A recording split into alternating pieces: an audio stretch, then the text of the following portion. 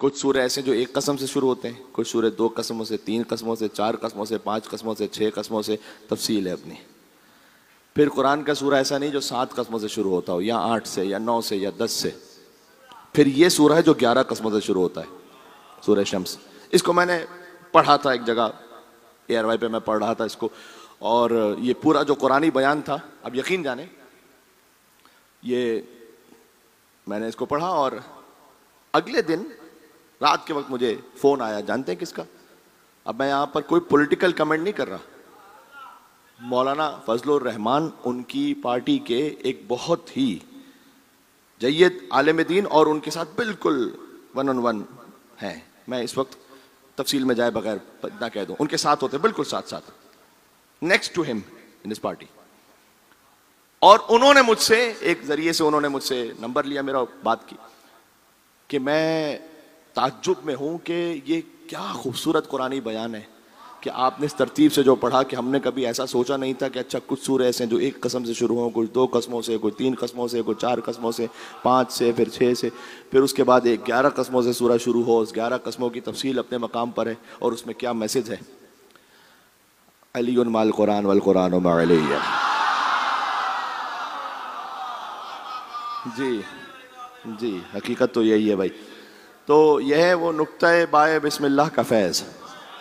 ہاں سمٹے تو با کے نقطے کا کاس ہے علی، پہلے تو تاب سرحد والناس ہے علی، ہر جگہ۔ تو وہاں یہ جو 11 قسمیں، اس میں ایک بڑا امپورٹنٹ میسج ہے۔ والشمس وضحاها والقمر اذا تلاها۔ میں نے جو آیت پڑھی ہے والقمر اذا تلاها کے سبب، یہ جو آیت ہے آج قمر بنی ہاشم سے منسوب مجلس ہے، تو اس کی تعویلی حقیقت ہے کوئی ہستی۔ والشمس وضحاها، سورج کی قسم، اس کی روشنی کی قسم، چاند کی قسم جب وہ سورج کے ساتھ ساتھ آ جائے۔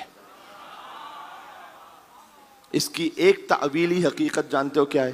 غدیر کے میدان میں جب شمس الضحیٰ نے بدر الدجا کو اپنے ہاتھوں پر بلند فرمایا، کہا من کنت مولا فہذا علی مولا۔ اچھا، مولا علی کو یہاں قمر کہا گیا ہے اور رسول اللہ کو شمس۔ کتنی لطیف تعبیر ہے کہ چاند کی اپنی کوئی روشنی نہیں ہوتی۔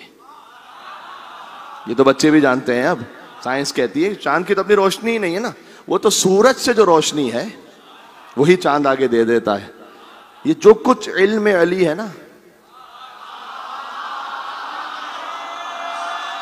ہائے ہائے یا علی، یہ علم علی ابن ابی طالب، در حقیقت جو کچھ ہے وہ علم رسالت ہے، جو مل رہا ہے بتصدق لسان علی ابن ابی طالب، یہ اس وسیلے سے مل رہا ہے۔ خود مولا علی نے فرمایا، یا علی، خود مولا علی نے فرمایا کہ رسول اللہ نے مجھے علم کے 1000 باب سکھلائے، میں نے ہر باب سے 1000 باب کو نکالا۔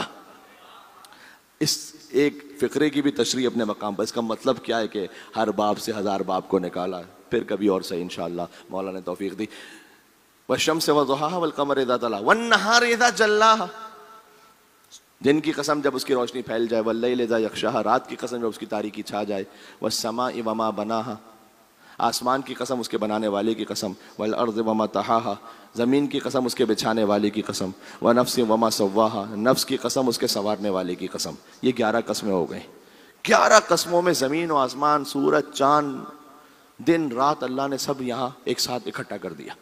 یعنی اللہ کہنا چاہ رہا ہے کہ یہ جو اب میں بات کہنے لگا ہوں نا، پوری نظام کائنات، اس پر یہ محیط ہے بات، سارا نظام کائنات ہے اس بات کی خاطر جو اب کہنے لگا ہوں۔ پہلے فرمایا فَأَلْهَمَهَا فُجُورَهَا وَتَقْوَاهَا، نفس کی قسم، اس کے سنوارنے والے کی قسم، ہم نے اس نفس میں فجور بھی رکھا ہے، تقوی بھی رکھا ہے۔ ٹھیک ہے، نفس میں دونوں کیفیتیں ہوتی ہیں۔ نفس ابھار رہا ہوتا ہے، مال لے لو کیا فرق پڑتا ہے، کون پوچھنے والا ہے، ٹھیک ہے نا۔ اگر کوئی کمزور ہے، فرض کیجئے کہ بہن وراثت ہی نہیں دی، اب حق قسم کر کے بیٹھ گئے، کتنی جگہوں پر ہوتا ہے کہ شادی نہیں کرواتے بہن کی، اس لیے کہ کہیں وراثت میں کوئی آگے حصے دار نہ بن جائے۔ کتنے ہی معاملات ہیں، کیا کیا بات کی جائے۔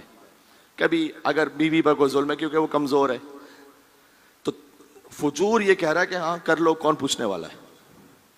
تقوی خوف الہی، نہیں اللہ دیکھ رہا ہے۔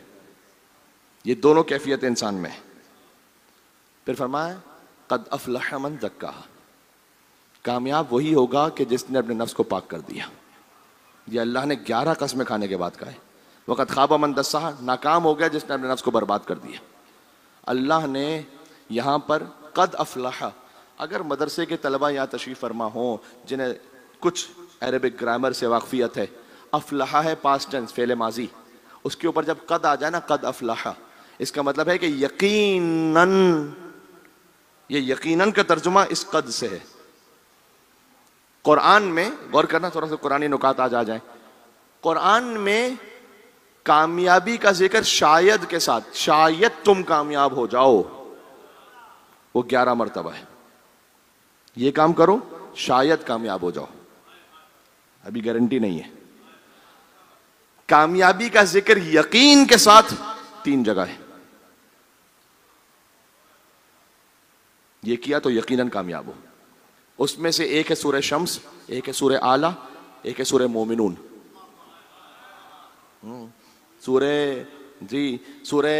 اعلیٰ میں بھی کہا سبح اسم ربک الاعلی الذی خلق فسوى والذی قدر فہدى والذی اخرج المرعى فجعله غثاء نحوا سنقرئک فلا تنسى الا ما شاء الله انه يعلم الجهر وما يخفى ونيسرك لليسرى فذكر ان نفعت الذكرى سيذكر من يخشى ويتجنبها الاشقى الذي يصلى النار الكبرى ثم لا يموت فيها ولا يحيى قد افلح من تزكى۔ یہ آیت یقیناً وہ کامیاب ہوگا جس نے تزکیہ نفس کیا، جس نے نفس کو پاک رکھا۔ بڑی اہم بات ہے، دیکھو یہ پورے عشرے کا ایک خلاصہ آ رہا ہے اب۔ جس نے نفس کو پاک رکھا، نفس پاک ہوگا عقیدے سے، عمل سے، صحیح عقیدہ صحیح عمل، اور عمل میں خلوص، شرط ہے یہ، اس کے بغیر تو منہ پہ مار دیا جاتا ہے عمل۔ کتنا ہی بہتر اور اچھا عمل ہو، ظاہر میں خلوص نہیں ہے،